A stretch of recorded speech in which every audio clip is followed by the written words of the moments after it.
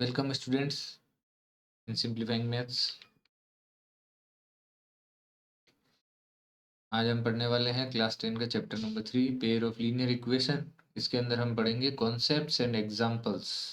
अगर क्या इसके कॉन्सेप्ट हैं, क्या इसके एग्जांपल्स हैं, so that we can understand about the linear equation and the questions which are likely to come in your coming board exams.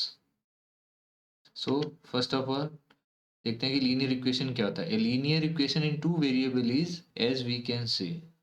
देखिए, लीनियर इक्वेशन जो है a x plus b y plus c equal to 0 की form में standard form होती है। और इसका example है ये, जिसमें ए कितना हो गया यहाँ 1 एंड बी हो गया 4, सी इसको इधर लेके आना है तो -5 होगा। तो ये हो गई लीनियर इक्वेशन की स्टैंडर्ड फॉर्म। फिर हम आते हैं, ए pair of linear equation in two variables can be represented and solved by the. दो मेथड से सॉल्व कर सकते हैं आप। First is graphical method and second is algebraic method. Again इसके कुछ पार्ट्स होते हैं, वो भी हम आगे पढ़ेंगे। फिर आता है कि the behaviour of the lines representing a pair of linear equation in two variables and the existence of the solution is as follows. क्या मतलब है इसका कि लाइंस जो हैं, या तो क्या होगी, वो लाइंस जो हैं में intersect in a single point, एक पॉइंट पर वो क्या हो जाएगी, इंटरसेक्ट हो जाएगी। In this case the pair of equation as a unique solution, क्योंकि उसका एक ही सॉल्यूशन होगा जो कि यूनिक होगा, क्योंकि वो इंटरसेक्ट कर रही होंगी किसी पॉइंट पे। इसको बोलते हैं हम consistent pair of equation. Okay. Secondly आता है कि लाइंस में भी पैरेलल पैरेलल भी हो सकती है lines. In this case the equations have no solutions, मतलब इनकंसिस्टेंट पेयर ऑफ इक्वेशंस हो सकता है ये, कि इसमें क्या होगा कि पैरेलल लाइंस जो होती है वह है। थर्ड इज द लाइंस में भी कोइंसिडेंट, मतलब कि कोइंसिडेंट एक के ऊपर एक हो सकती है। इन this case the equation have infinite many solutions. Dependent consistent pair of equation, इसको क्या बोलते हैं, कंसिस्टेंट पेयर ऑफ इक्वेशन नहीं बोलते, इसको बोलते हैं डिपेंडेंट पेयर ऑफ इक्वेशन और कंसिस्टेंट पेयर ऑफ इक्वेशंस। इसको हम समझेंगे इससे कि ये एक इक्वेशन है a1x plus b1y plus c1 equal to 0, second a2x plus b2y plus c2 equal to 0। इसमें जो ये कोफिशिएंट है x का a1 upon a2, b1 upon b2 and c1 c2, अगर हम करते हैं कि अगर ये इंटरसेक्टिंग होगी, अगर ये a1 a2 and b1 b2 not equal to होगा, कोइंसिडेंट होगी अगर ये तीनों आपस में इक्वल होंगे रेशियोज, एंड पैरेलल कब होगी, जब a1 upon a2 equal to b1 upon b2 is not equal to c1 upon c2। आपको क्या हो सकता है कि यहाँ पे कहीं पे भी कोई एक k या कुछ ऐसी वैल्यू दी जा सकती है, उसकी पूछा जा सकता है और आपको बोलेगा कि ये पैरेलल है या इंटरसेक्टिंग है, या फिर इनकी जांच करने का बोले, तब ये चीजें आपके काम आएगी। इसको हम एक एग्जांपल से समझते हैं। देखिए, पेयर ऑफ लाइंस, यहाँ पे देखिए x minus 2y equal to 0, 3x plus 4y minus 20 equal to 0 है। तो a1 अपॉन a2 इज 1/3, ये हो गया -2/4 b1 upon b2 and c1 upon c2 is 0/20। अब आप इसमें देखेंगे कि जो a1 अपॉन a2 है it is not equal to b1 upon b2। तो दीज लाइंस आर कैसी होगी, ये इंटरसेक्टिंग लाइंस, और इनका एक ही सॉल्यूशन होगा। This is called exactly one solution having and unique solution. Second equation हम लेते हैं 2x plus 3y minus 9 equal to 0, 4x plus 6y minus 18। तो 2/4 करेंगे, a1 अपॉन a2 3/6। तो आप क्या देख रहे हैं कि ये 1/2 आ गया, दिस इज 1/2, और ये भी 3 1 जा 3 एंड 3 2 जा 6। तो 1/2 इक्वल टू 1/2, तो a1 upon a2 is equal to b1 upon b2 and 9 2 जा 18। तो दिस इज, मतलब ये तीनों इक्वल हो गए, तो ये कोइंसिडेंट लाइन है और इसके सॉल्यूशन कितने हो सकते हैं, इनफाइनाइट। इसी तरह से हम इसमें देखते हैं कि ये 1/2 है, इसमें भी देखिए ये 1/2 है, इसमें ये 1/3 हो गया। तो ये दोनों तो आपस में इक्वल है, बट ये इक्वल नहीं है, तो ये कैसी लाइंस होगी, ये पैरेलल लाइंस होगी और इनका नो सॉल्यूशन होगा। इस पे एक क्वेश्चन हर बार एग्जाम में पूछा जाता है, may be this time also, कि ये ऐसा क्वेश्चन पूछा जाए। एग्जाम्पल करते हैं कि check graphically whether the pair of equation is consistent, if so solve them graphically. देखिए, कंसिस्टेंट होने के लिए क्या होता है कि उनको इंटरसेक्टिंग होना जरूरी है। तो हमने इसका ग्राफ बनाया है, एक इसमें x की वैल्यू, जो फर्स्ट इक्वेशन है उसमें x की वैल्यू रखी है, y की वैल्यू मिलती जाएगी आपको। इसी तरह से सेकंड इक्वेशन को भी लिखा है हमने, और इनके ग्राफ बनाए तो हमने देखा कि ये 6,0 पे क्या हो रही है, एक जगह इंटरसेक्ट हो रही है, तो ये लाइनें कैसी हो गई, कंसिस्टेंट हो गई है। अभी हम देखेंगे, आप इसी तरह से जो है on comparing A1 upon A2, B1 upon B2, C1 upon C2 से हमको फाइंड करना है कि ये कंसिस्टेंट है कि इनकंसिस्टेंट है। तो फर्स्ट ऑफ ऑल जैसे इसमें करिए तो A1 अपॉन A2 3/2, ये आएगा -2/3। तो ये A1 अपॉन A2 तो आपस में क्या हो गया जी, ये दोनों इक्वल नहीं है, ये तो ये कैसी इक्वेशंस हो जाएगी कि so the given intersect each other at one point and they have only one possible solution, the equations are कैसी है, ये consistent है। इसी तरह से आप सेकंड क्वेश्चन को देखिए, इसके अंदर भी हम देखते हैं कि A1 2 है, B1 -3 है। A1 अपॉन A2 देखते हैं तो 1/2, B1 अपॉन B2 भी 1/2 एंड C1/C2 इज 8/9। तो ये दोनों आपस में इक्वल है, बट ये इसके इक्वल नहीं है। तो since A1 upon A2 equal to B1 upon B2 is not equal to C1 upon C2, so क्या होगा इसमें, so the equations are parallel to each other and they have no possible solution, hence the equations are कैसी है, ये inconsistent है। इसी में आते हैं हम थर्ड क्वेश्चन पे।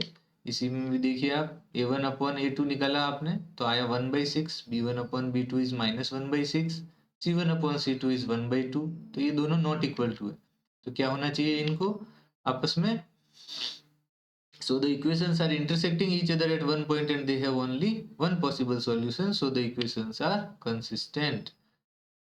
नेक्स्ट क्वेश्चन पे आते हैं हम इसमें, और इसमें देखिए आप A1 5, B1 -3, C1 -11, A2 is -10 and B2 is 6 and C2 is plus का 22, क्योंकि इस 22 को इस तरफ लाना पड़ेगा। अब आपने A1 अपॉन A2 निकाला -1/2, तीनों क्या हो गए, इक्वल हो गए। जब भी तीनों इक्वल होते हैं तो कैसी इक्वेशंस हो जाती है, वो these are infinite number of possible solution हो जाते हैं, और हेंस द इक्वेशंस आर कैसी है, ये कंसिस्टेंट है because these are coincidents line. Last question करते हैं हम इसी में कि A1 अपॉन A2 निकाला आपने 2/3, B1 upon B2 is 2/3 and C1 upon C2 is 2/3। जब तीनों इक्वल हो गए आपस में तो ये कैसी बन गई है, फिर से कंसिस्टेंट बन गई है, because these are coincident lines and having infinite number of possible solutions. मैंने आपको इस तरह के 5 क्वेश्चन कराए क्योंकि ये क्वेश्चन जो है, इस तरह का क्वेश्चन आने की पूरी संभावना है। फिर हम आते हैं एक और इम्पोर्टेंट क्वेश्चन पे। ये एक्सरसाइज का ये बहुत अच्छा क्वेश्चन है। ये half the perimeter of a rectangular garden whose length is 4 metre more than its width is 36 metre, find the dimension of the garden. तो सबसे पहले आप क्या लिखेंगे, देखिए the width of the garden is y and length is x। अब आप देखिए दोनों का क्या है, whose length is 4 metre more, तो लेंथ और ब्रेड्थ में कितना डिफरेंस है, 4 का।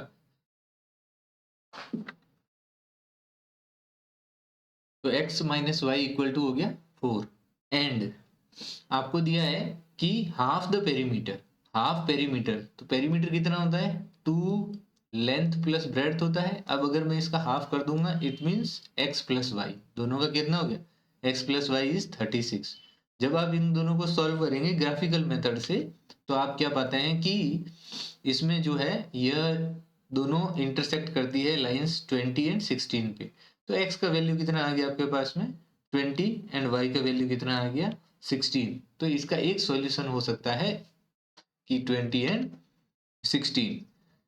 For from the graph you can see the lines intersect each other at a point 20, 16, hence the width of the garden is 16 and length is 20। अच्छा question है ये। Then आते हैं algebraic method to solving a pair of linear equation. मैं आपको solve करके दिखाता हूँ कि सब्स्टिट्यूशन मेथड एंड एलिमिनेशन, दो मेथड है आपके पास में, एक सब्स्टिट्यूशन है, एक कौन सा है, एलिमिनेशन मेथड है। तो अब पहले हम करेंगे सब्स्टिट्यूशन। सब्स्टिट्यूशन का मतलब क्या होता है कि सब्स्टिट्यूट मतलब आपने देखा होगा जैसे क्रिकेट मैच में भी एक खिलाड़ी जो है बाहर रहता है तो वो किसी की जगह सब्स्टिट्यूट हो सकता है। इट मीन्स कि उसका प्लेस ले लेना। आप यहाँ पे क्या कर सकते हैं कि ये दो अगर आपको इक्वेशन दी हुई है तो यहाँ से आप x की वैल्यू निकालिए और उसको आप इसमें पुट कर दीजिए, या y की वैल्यू निकालिए इसमें पुट कर दीजिए। आइदर इस x से आप y की टर्म्स में वैल्यू निकाल करके और यहाँ पुट कर दीजिए, आंसर जो है same. This is called substitution method. देखिए कैसे करना है इसको। तो x plus 2y equal to 3 है, उसमें देखें आप x इक्वल टू कितना हो गया 3 माइनस 2y हो गया, और इसको मैं क्या करूंगा अभी इस इक्वेशन में पुट कर देते हैं। आप देखिए तो 7 3 माइनस 2y रख दिया आपने x की जगह, और जब आपने इसको सॉल्व किया तो y की वैल्यू आ गई 19/29। अब इस y की वैल्यू को आप किसी भी इक्वेशन में रखिए तो आपका क्या हो जाएगा, x का वैल्यू आ जाएगा। तो आंसर क्या आ जाएगा, आपने जैसे ही इसके अंदर y का वैल्यू पुट किया एंड एलसीएम लेकर के, तो आपका आंसर x का वैल्यू और y का वैल्यू दोनों का आ गया है। फिर हम आते हैं एक एग्जांपल, ये बहुत अच्छा एग्जांपल है कि two rails are represented by the equation. अगर ये इस तरह से है, दो इक्वेशन दी हुई है, will the rail cross each other. आप देखिए कि अगर रेल क्रॉस करेगी ईच अदर को, तो वो दोनों आपस में क्या होनी चाहिए, इंटरसेक्टिंग। तो हम चेक कर लेते हैं कि ये इंटरसेक्टिंग है कि नहीं है, या इनका एक सॉल्यूशन आता है कि नहीं आता है। The pair of linear equation formed are x + 2y - 4 and 2x + 4y - 12 = 0। तो आपने देखा x की सब्स्टिट्यूशन मेथड लगाया, तो x = 4 - 2y आ गया। इससे हमने इस वैल्यू को उठा के इसमें रख दिया। तो आप क्या देखते हैं कि देखो, जैसे ही आपने इस टर्म में रखा तो आपका y दिख ही नहीं रहा आपको, तो which is a false statement. तो ये क्या होगी, दोनों आपस में, ये -4 = 0 हो सकता है क्या, नहीं हो सकता। तो इसका मतलब ये दोनों क्रॉस नहीं करेगी। अगर यहाँ पे x और y की कुछ वैल्यूज आ जाती, तो उससे हमको पता चलता है कि ये दोनों आपस में क्रॉस करेगी। आप यहाँ से भी देख सकते थे a1/a2 से, देखिए 1/2, सेकंड देखिए 2/4 है, जो कि भी 1/2 होता है, और जो लास्ट वाला है दैट इज 1/3। तो आप क्या देख रहे हैं कि a1/a2 = b1/b2 is not equal to c1/c2, जो कि टर्म होती है कि ये पैरेलल होगी एंड ये जो है क्रॉस नहीं करेगी एक दूसरे को। Therefore the equation do not have a common solution, so the two rails will not cross each other. Next, ये मैंने कुछ लाइकली क्वेश्चंस है जिनमें एक अच्छा कॉन्सेप्ट भी यूज किया हुआ है, और यह प्रीवियस ईयर्स में भी आते रहे हैं कुछ क्वेश्चंस, तो मैंने उन्हीं क्वेश्चनों को लिया है। मे बी आपको यही क्वेश्चन जो है, सेम क्वेश्चन आपको देखने के लिए मिले एग्जाम में। The taxi charges in a city consist of a fixed charge together with a charge for the distance covered for a distance of 10 kilometre. तो हम क्या कर सकते हैं इसको, कि फिक्स चार्ज को हमने x मान लेते हैं एंड पर किलोमीटर चार्ज को हमने y मान लिया। तो x तो चार्ज लगना ही लगना है, तो आपने लिख दिया x प्लस, फिर for a distance of 10 kilometre अगर उन्होंने गए वो, तो the charge paid is ₹105 and for a journey of 15 kilometre the charge paid is ₹155। तो आपको इस क्वेश्चन से सबसे पहला आपका इंपॉर्टेंट काम क्या होगा, कि इसकी करेक्टली आपको इसको स्पेल आउट और समझ करके, इसका मीनिंग समझ के आपको इक्वेशन बनाना है। पार्ट बाय पार्ट पढ़ना है आपको क्वेश्चन, ताकि आपको क्लियरली समझ में आए और आप करेक्ट लीनियर इक्वेशन बना सके। तो यहाँ पे क्या बन गया है, एक्स फिक्स चार्ज है और उन्होंने 10 किलोमीटर गए वो, तो 10 इंटू वाई, पर किलोमीटर का चार्ज लगा तो 10 किलोमीटर का चार्ज हो गया। तो टोटल चार्ज कितना हो गया, फिक्स चार्ज प्लस 10 किलोमीटर का चार्ज इज 105, जो कि हमको गिवन है। इसी तरह से सेकेंडली हमको दिया है कि x + 15y = 155। अब आप सब्स्टिट्यूशन करिए, x की वैल्यू जो है 105 - 10y को आप इधर रख दीजिए। देखिए क्या आ जाएगा, 105 - 10y + 15y। जब आपने सॉल्व किया तो y की वैल्यू कितनी आ गई, 10। अब इस y की वैल्यू को हम लोग क्या करेंगे, फिर से इसके अंदर रख देंगे। तो कितना आ जाएगा, y की जगह आपने अगर 10 रखा तो 10 10 जा 100, और 105 में से गया तो कितना आंसर आ गया आपके पास में, 5। तो y की वैल्यू, x की वैल्यू आ गई आपके पास में 5 एंड y की वैल्यू आ गई 10। तो फिक्स चार्ज हो गया 5 एंड पर किलोमीटर चार्ज हो गया आपका 10। Hence fix charge is ₹5 and पर किलोमीटर चार्ज इक्वल टू ₹10। तो आपको अगर 25 का पूछ रहे हैं आप, तो x + 25y होगा, x की जगह 5 रख देंगे और यहाँ 10 रुपीज से करेंगे, तो this we will get ₹255। Next question में आते हैं, a fraction becomes 9/11 if 2 is added to both the numerator and denominator, if 3 is added to both the numerator and denominator it becomes 5/6। तो देखिए हम क्या कर सकते हैं कि हम फ्रैक्शन को जो है, हम फ्रैक्शन को मान लेते हैं x/y। लेट हमने ये एज्यूम कर लेते हैं। अब आप देखिए ये बहुत ही इंपॉर्टेंट क्वेश्चन है, और इस तरह के क्वेश्चन भी आपके एग्जाम में मिलेंगे। तो x, इफ ये बोल रहा है if 2 is added to both numerator, ये न्यूमरेटर होता है, ये डिनोमिनेटर होता है किसी भी फ्रैक्शन में, तो ये हो गया x + 2 एंड हमने y + 2 कर दिया। तो ये जो है ए फ्रैक्शन बिकम्स 9/11। अगर मैंने 2 दोनों तरफ ऐड कर दिया तो ये कितना हो जाएगा, 9/11। अब आप इसको क्रॉस मल्टीप्लाई करके एक इक्वेशन बना सकते हैं। आगे देखिए क्या बोल रहा है, okay, if 3 is added to both the numerator and denominator. अब मेरे को क्या करना है कि 3 जो है दोनों में ऐड करना है, x/y में दोनों तरफ न्यूमरेटर डिनोमिनेटर में, तो बिकम्स 5/6। तो लेट अस सी की दो इक्वेशन क्या बनती है और क्या सॉल्यूशन आता है।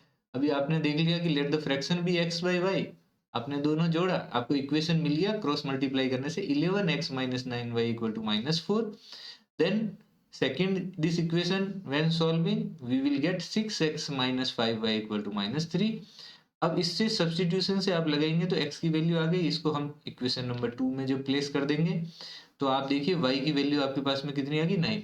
ये आपको मैं मानता हूं कि आपको ये सॉल्व करना आता है, 6 4 जा 24 करेंगे and by rearranging we will get y equal to 9। और जब ये y इक्वल टू 9 को आप इसमें पुट करेंगे तो फ्रैक्शन कितना बन जाएगा आपके पास में 7/9। ओके, x की वैल्यू आ गई 7 एंड y की वैल्यू आ गई 9, तो फ्रैक्शन क्या था x बाई वाई, तो आंसर हो गया 7/9। इसमें हो सकता है कि कुछ वैल्यू चेंज होके आ जाए, लेकिन आपको ये कॉन्सेप्ट और ये क्वेश्चन को बहुत समझना बहुत जरूरी है क्योंकि इस तरह के क्वेश्चन कई बार आते रहे हैं। फिर है ये मैं आपको कुछ एग्जांपल्स ज्यादा इसलिए करवा रहा हूँ क्योंकि आपको इससे इक्वेशन बनाना आना बहुत जरूरी है। जैसे 5 years hence the age of Jacob will be 3 times that of his son। तो हम मान लेते हैं कि उसके सन की एज जो है x है और जेकब की एज जो है वो y है। ये बोल रहा है कि 5 years hence मतलब आज से 5 साल बाद, तो x प्लस 5 हो जाएगी सन की, ये मान लेते हैं सन, एंड y प्लस 5 हो जाएगी जेकब की। ये बोल रहे हैं कि जेकब की एज जो है वो 3 times that of his son है। तो जेकब जेकब बड़ा है, उसका सन तो छोटा होगा, इसका कितना हो जाएगा 3 टाइम्स। इधर मैं जेकब लिख देता हूँ, तो ये 3 टाइम्स हो गया, ये बन गई देखो 3x plus 15 equal to Y plus 5। देखिए आपने यहीं तक पढ़ा और आपको एक इक्वेशन मिल गई। तो आपको पार्ट बाय पार्ट इसकी करेक्ट हिंदी बनानी है। फिर हिंदी बनानी है या आप जिस भी लैंग्वेज में समझना है, आपको अंडरस्टैंड करना है इसको कि ये क्या बोलना चाह रहा है। 5 years एगो, अब हम आते हैं 5 years एगो में। सन जो है वो 5 years एगो x माइनस 5 होगा एंड जेकब जो है वो y माइनस 5 होगा। ये बोल रहे हैं कि 5 years एगो जो है जेकब से was 7 times that of his son. तो इसके सन की एज से वो कितना था 7 टाइम्स। अब दोनों की वैल्यू इक्वल हो गई, तो अब इससे आ जाएगी second equation. Let us see, let the age of Jacob and his son be x and y respectively according to the question। x plus 5 equal to 3 y plus 5 आ गया। देखिए we get x equal to 3y plus 10। इसी तरह से आप अगर secondly देखेंगे तो substitute the value of x।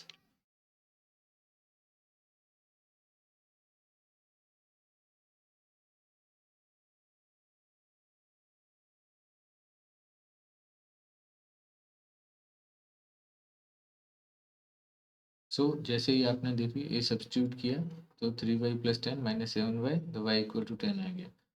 तो x कितना आ गया आपके पास में 40। Hence the present age of Jacob and his son is 40 and 10 years respectively। x 40 आ गया, y क्या आ गया आपके पास में 10 आ गया। अभी देखिए नेक्स्ट क्वेश्चन है, ये बहुत ही अच्छा एग्जाम्पल है, इससे रिलेटेड क्वेश्चन आते हैं, इसको थोड़ा आराम से समझना पड़ेगा आपको। The sum of a 2 digit number and the number obtained by reversing the digit is 66। if the digits of the number differ by 2, find the number how many such numbers are there। आप देखिए जैसे यहाँ पे क्या है, सम of 2 digit number, जैसे मैं आपको एक नंबर लेके दिखाता हूँ, जैसे 56 है कोई नंबर। अभी sum of a 2 digit number and the number obtained by reversing the digit. अब देखिए अगर मैं 56 है और अगर मैं रिवर्स करके डिजिट को ऐड करता हूँ तो 65 को ऐड करना पड़ेगा। बट आप अगर इसको देखो कि मैं अगर इसको अगर x लेता हूँ या इसको अगर y लेता हूँ, तो अगर मैं इस नंबर को लिखना चाह रहा हूँ तो मैं कैसे लिखूंगा इसमें 5 इंटू 10 प्लस 6 ऐसे लिखना पड़ेगा मेरे को नंबर को, है ना। तो इसका मतलब ये क्या हो गया, अगर ये x है और ये क्या है y है, तो ये 10y प्लस x होगा और इसका रिवर्स क्या होगा 10x प्लस y। देखिए आप 65 को अलग अलग करके देखिए। अब मैं अगर इन दोनों का सम करता हूँ तो मेरे पास में कितना आना चाहिए 66 एज पर क्वेश्चन ये बोल रहे हैं, ठीक है। तो अभी मैं क्या कर रहा हूँ कि आपको यही इसमें मेनली ये सिखाना था कि जैसे अगर कोई भी नंबर है, ये जरूरी नहीं कि इस क्वेश्चन का आंसर ये नहीं होगा, मैं एक नंबर ले रहा हूँ 56, उसके अंदर अगर ये यूनिट डिजिट अगर x है और ये अगर y है, तो आपको ये नंबर जो मिलेगा, टोटल नंबर जो होगा वो 50 प्लस 6 से मिलेगा। तो इसमें देखिए, late the tens unit digit in the first number be x and y respectively, so the first number may be written as 10x plus y। आपने क्या लिया है, मैंने नंबर को क्या ले लिया है, x एंड y, ये मेरा नंबर है जिसमें 10 डिजिट ये है, यूनिट डिजिट ये है और 10 डिजिट ये है, तो 10x प्लस वाई हो गया। ठीक है, अभी आपने क्या कर दिया कि इसके बाद में आते हैं हम कि when the digit are reversed, जैसे मैंने बताया, अगर मैं इसको वाई एक्स जैसे मैं लिखूंगा तो क्या हो जाएगा, ये 10y प्लस एक्स हो जाएगा। ये क्या हो गया, 10y प्लस एक्स। आपको क्या दिया भाई, इन दोनों का सम कितना है, 66। आप इसको सॉल्व करोगे तो आपको एक इक्वेशन मिल गई, x plus Y equal to 6। और आपको बोला है कि ये जो डिजिट्स हैं आपस में, ये जो x एंड y जो डिजिट्स हैं, ये आपस में इन दोनों के बीच में 2 का गैप है। कितने का गैप है, 2 का। तो अभी क्या होगा, देखिए, if x minus Y equal to T 2 है, अब आप इसको सॉल्व करने पे क्या मिल जाएगा आपको, कि इन दोनों इक्वेशन को जब सॉल्व करेंगे आप, इसको और इसको, ठीक है, तो आपके पास में क्या नंबर आ जाएगा, x की वैल्यू आ जाएगी 2 एंड y की वैल्यू आ जाएगी 4। लेकिन अगर आप, हो सकता है कि ये x माइनस वाई भी 2 हो सकता है, या y माइनस एक्स, क्योंकि कोई भी नंबर बड़ा हो सकता है ना, यूनिट डिजिट में x में पता चला ये छोटा है ये बड़ा है, या ये वाई एक्स हो सकता है, एक्स वाई हो सकता है। तो आप इन दोनों में से कोई भी इक्वेशन लेंगे तो एक से आंसर आएगा क्या, 42 एंड एक से आ जाएगा 24। इसी तरह का क्वेश्चन जो है और भी एक्सरसाइज में है, और बहुत ही अच्छा ये कॉन्सेप्ट आपको सीखना जरूरी है कि जो नंबर होता है वो 2 डिजिट का नंबर को हम लिखते कैसे हैं एक्स वाई की टर्म्स में।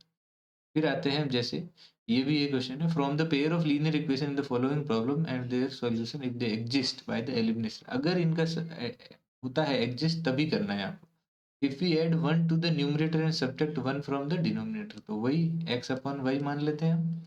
Add 1 to the numerator and subtract from the denominator, fraction reduces to 1, fraction की वैल्यू क्या आ जाएगी 1, and it becomes if we only add 1 to the denominator।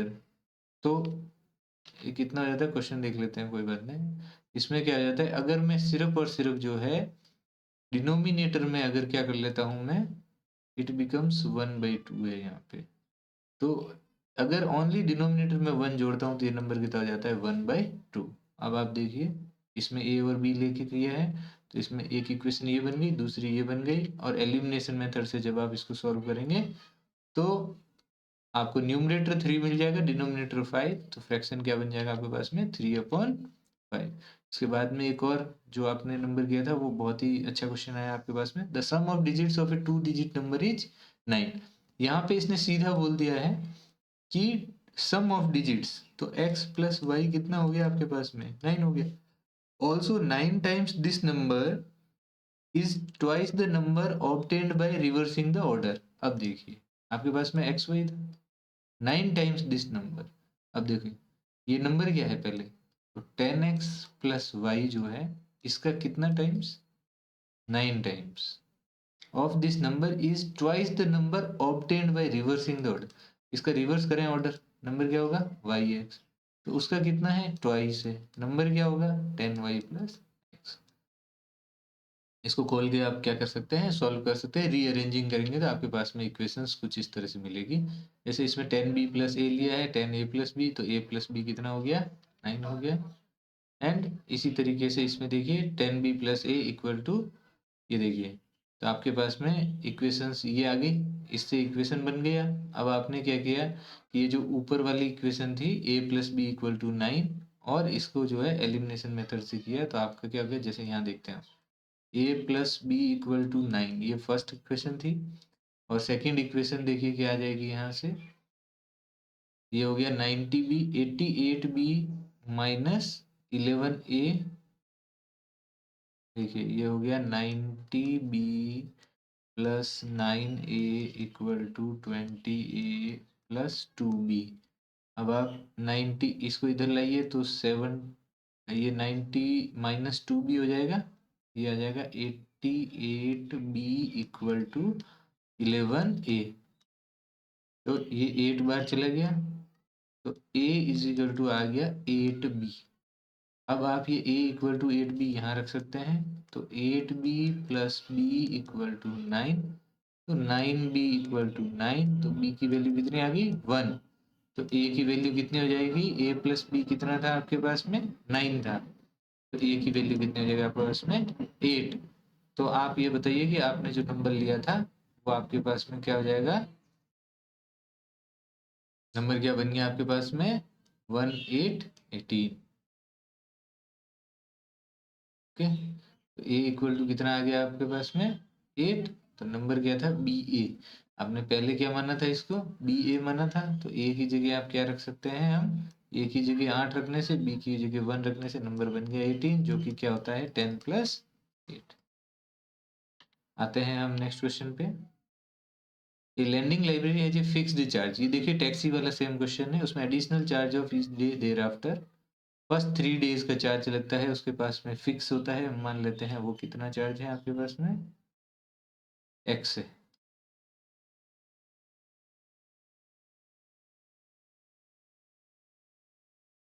कितना चार्ज है, हम मान लेते हैं कि उसके बाद में क्या है, एक एक्स चार्ज है, या ए लेते हैं तो ए ले लेते हैं, ए चार्ज है उसका फिक्स।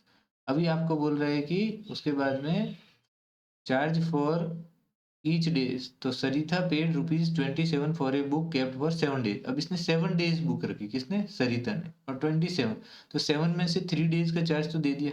अब मेरे पास में कितने दिन का चार्ज बच गया, 4 दिन का, कितना हो रहा है 27, और इसने कितने दिन का दिया 5 डेज का, उसमें से 3 डेज ऑलरेडी दे चुके थे, तो ये कितने डेज दिए उसने 2 डेज। तो ये दो इक्वेशन बन गई आपके पास में। अब दोनों को आप क्या कर लेंगे, इनको सॉल्व कर सकते हैं, अब इनको सब्ट्रैक्ट कर देते हैं, साइन चेंज हो जाता है, ये आपस में कट गया, तो ये कितना बच गया है 2b = 6, तो b इक्वल टू कितना आ गया आपके पास में 3, पर डे का चार्ज कितना हो गया 3। आप 3 को उठा के इधर रखिए, तो a प्लस 4×3 = 12, तो a की वैल्यू आ जाएगी 15 रुपीज। ओके, तो ये फिक्स चार्ज कितना आ गया आपका 15, 3 डेज का, एंड 3 हो जाएगा पर डे का charge. So this was from my side, and thanks to well questions, number might be change, concept इसी तरह के रहेंगे, और मे बी आपको यही क्वेश्चन जो है एग्जाम के अंदर मिल भी जाए, तो आपको इन क्वेश्चन को थोड़ा अच्छे से देखना है, और इनके अंदर जो कॉन्सेप्ट यूज हुआ है उसको बढ़िया से समझना है, ताकि कि उसमें कोई भी लैंग्वेज से पूछा जाए आपका क्वेश्चन, आपका क्वेश्चन करेक्ट होना चाहिए। Thanks once again from simplifying maths, and best wishes to you, take care.